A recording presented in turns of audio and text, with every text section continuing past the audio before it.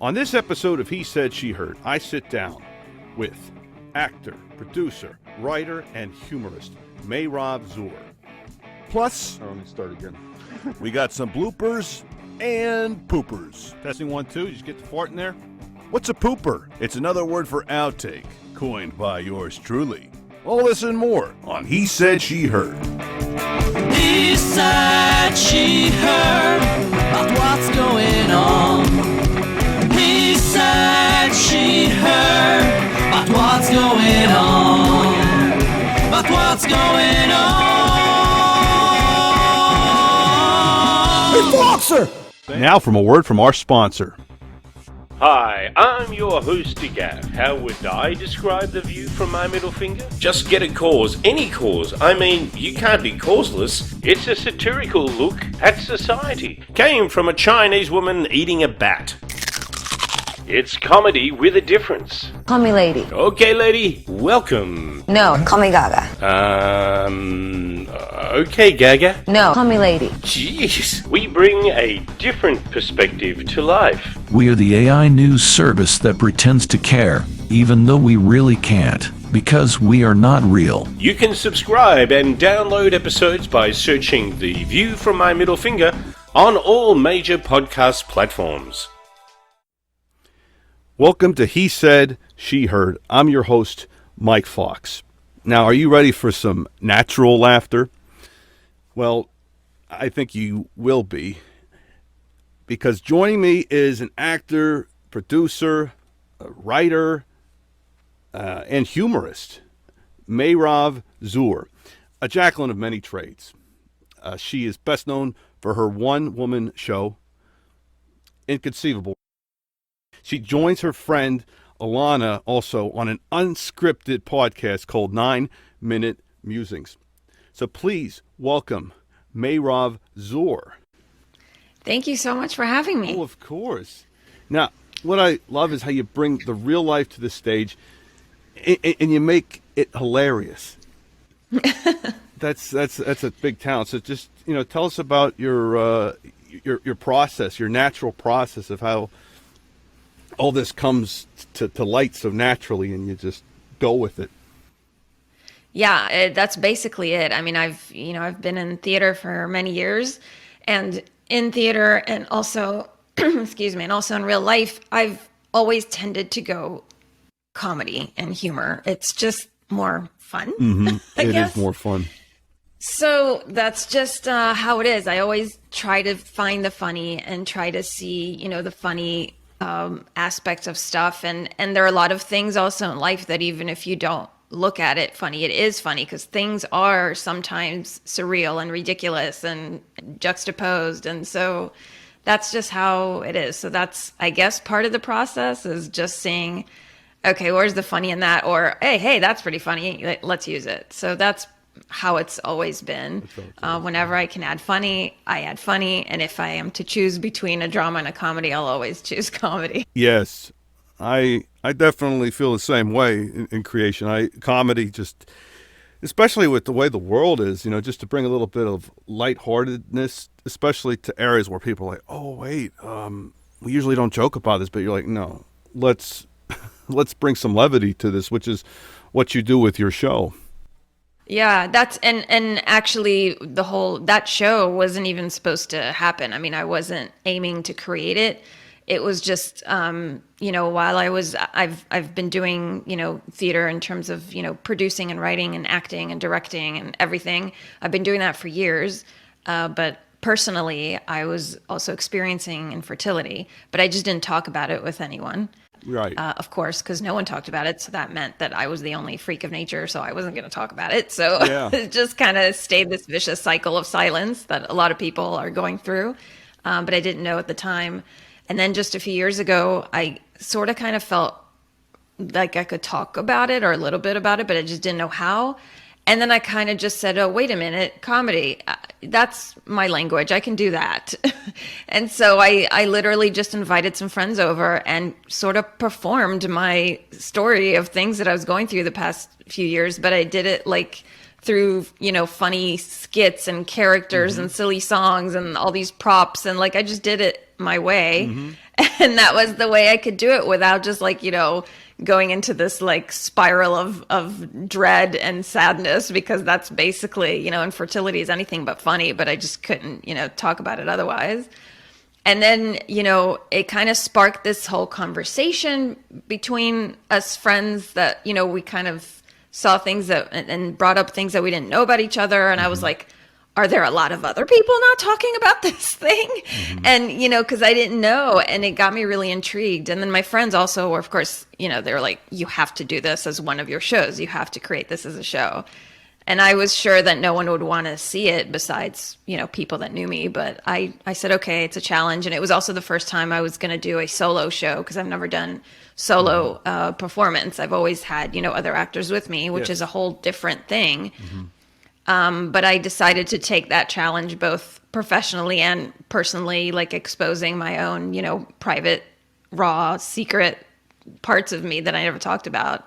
But I did it. And again, I thought it was going to be a one-night only event, but the response was so, unexpected and positive that I said, okay, there are a lot of other people going through this that need this. And there are a lot of other people that don't know what this is, but they have people in their life that are going through this and should know about it. So it kind of like became this sort of mission that I have to do this show, every time I could. So yeah, that's how I kind of started. Wow. So how long did it take you to write it? So when I did that very first night at my house with my friends, it was just, I was just putting together some stuff, and it took a, I don't know, I guess a couple weeks, to do it, but it was very rough. But then when I took on, the challenge of actually making it a real proper show, it took me about a year to do it, a year meaning because I was doing other things too. I was working on my other stuff and and family and everything and, real life. So, but it took about a year from that time until I premiered to get it like to the place where I was, ready. Right. Happy with it. Yeah. Wow. Now, and even ever since then, it's it's the natural state of a show. It continuously evolved since I premiered it. So I keep developing it and saying, oh wait, we could tweak it here, we can add that, we could take that out, and that's just the fun of the nature of a show. So when you did it, it was first in the living room, right, before you took it to the. So it's evolved since then. You've changed parts of the script. Was there any? Okay, what's like the newest thing you've added to the script that wasn't in there that first debut night?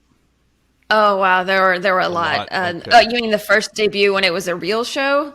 Okay, yeah. From the time you when it was a real show, I had this part where I used I wanted to kind of use puppets, but then I didn't have puppets, and so I used these like dolls, but like actual dolls, and I wasn't happy with them because some were big enough but some were small, and they weren't kind of the same language. And then I changed it to kind of this actual, it's kind of like a puppet but in a different way, and it's big, and so I used that, and I'm still thinking, I don't know if I if I can use that or not, because sometimes I like it, sometimes I'm like maybe I'll do it differently.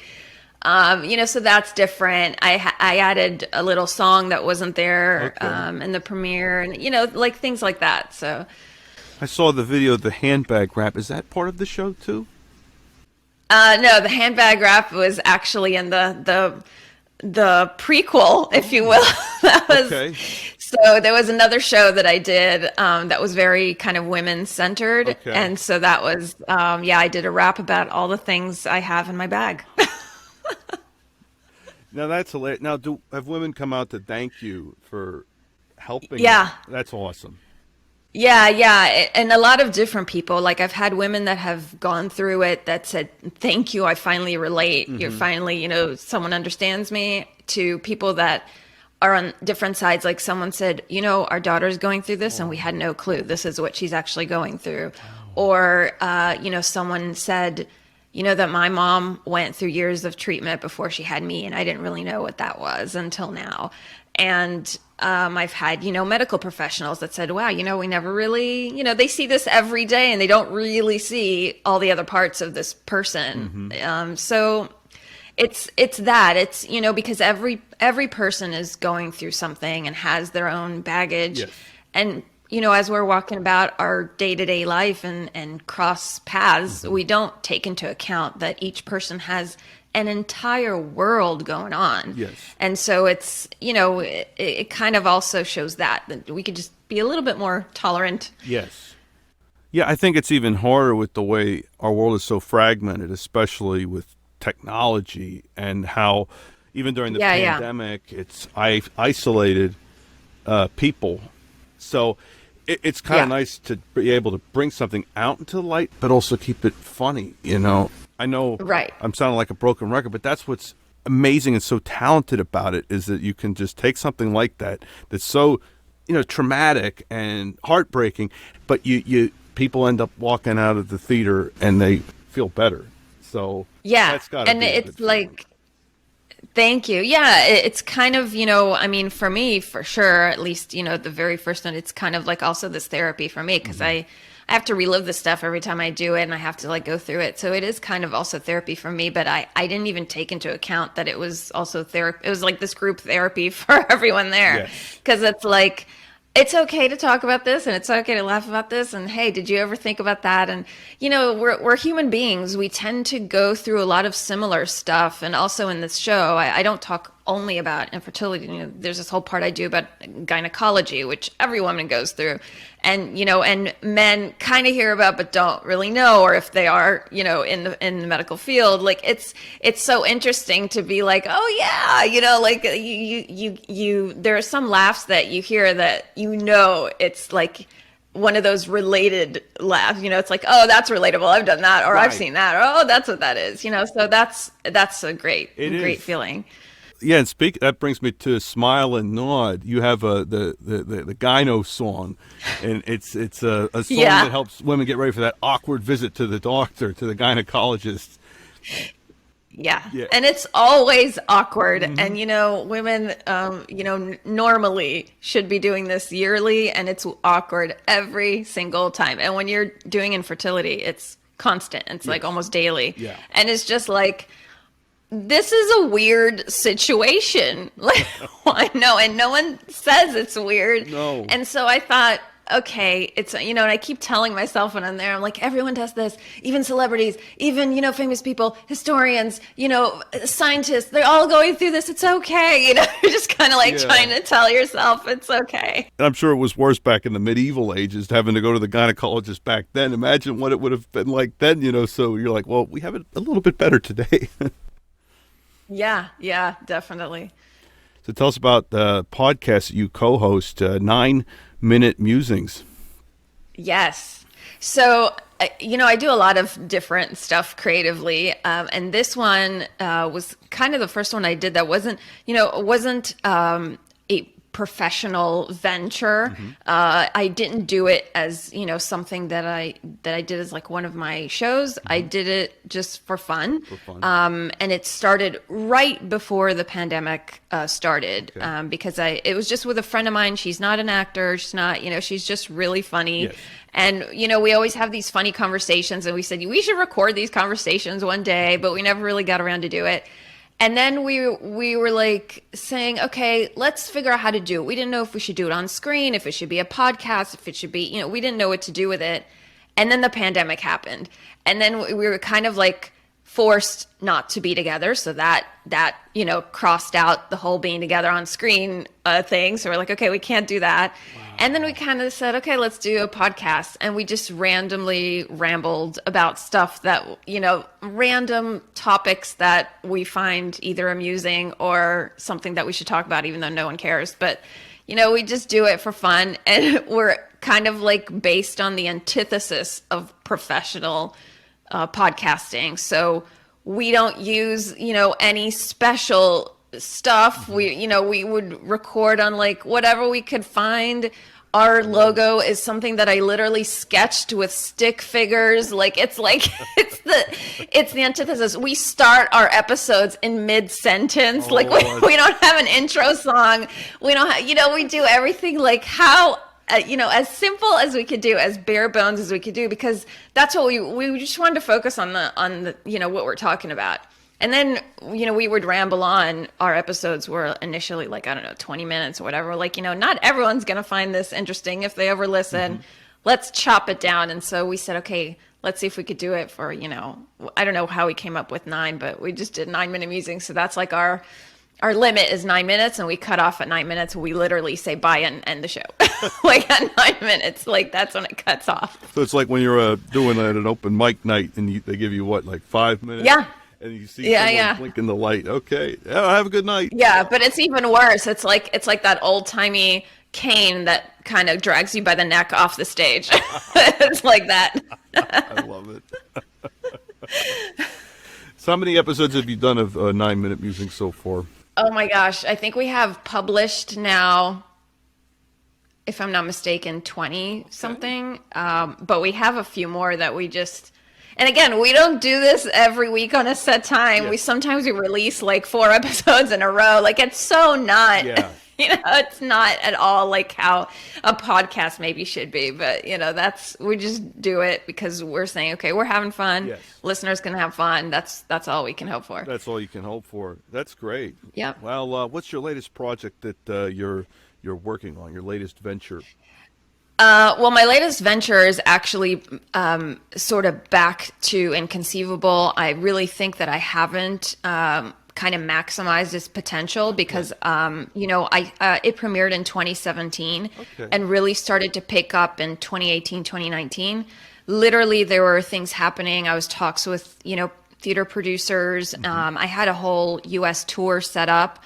Literally, the first weekend of my tour in the U.S. was the weekend of the shutdown, that first weekend. And so everything shut down. And so for me, I did convert virtually, but I just know that I was just, picking up and I was just having people see it and get some sort of, goodness from it. Right. So I really do want to, do this, see this mission through of having more people see it and learn and, relate and vent and whatever. So that's my goal now, is to get it seen by as many people as possible. I want to go back, as in person is kind of getting back on track. I want to do that. Yes. And, hopefully one day get it on a streaming platform like Netflix. That's my thing now. So, yeah. Wow. So when are you going to perform it again? When's the next venue you got lined up? I'm actually having a performance come up in the next couple of weeks. I mean, I do different kinds of shows. I do open to the public shows, where anybody can go and get a ticket, to fundraisers, private events. So obviously those ones I don't publicize, but I do have a couple of private events coming up. And then the public shows, I'm hoping that midsummer I'll be able to kind of come out with those dates and have them ready. So yeah, it's kind of this kind of mixed nervous feeling, because I had everything all set up and then everything shut down. So now I'm kind of wait, do I do that again and then have everything, so I'm kind of still, I'm finalizing the dates with a very, very cautious, cautious look. Oh, you're in case something else happens. Is that what you're thinking? Or yeah, I'm well, it's in case another shutdown happens, or I don't know. But now I'm, it's a bit better than it was. I think now people are, it seems like we're kind of stepping, progressing in a way, because you can't compete with in-person experiences theater and shows. It is, especially getting that response of immediate laughter. Yeah. Okay, I know this. Yeah. And is killing for everybody. Yeah. Wow. Well, that's great. So I'm providing a link to the show in the show description, so people can check out clips and also hopefully in the near future be able to see you live. Yes. Awesome. Thank you so much. You're very welcome. Well, it's been great having you on the show, and look forward to your future projects. Thank you. Thank you so much for having me. Oh, you're welcome. Everything you will see tonight is completely true.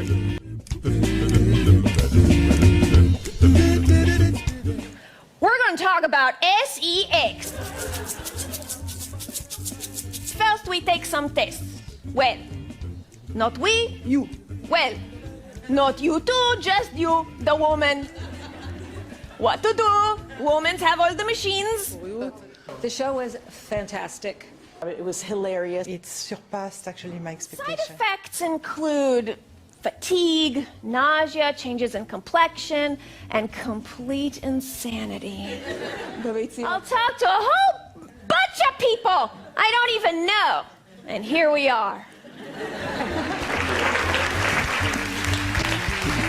My guest today has been Meirav Zur. I'll leave you with some bloopers and poopers. However, in order for me to break these next two, let me start again. Poop, poop, poop, poop, poop, poop, poop, poop, poop. If you were alive, we are in different time zones. It's already 2021 and...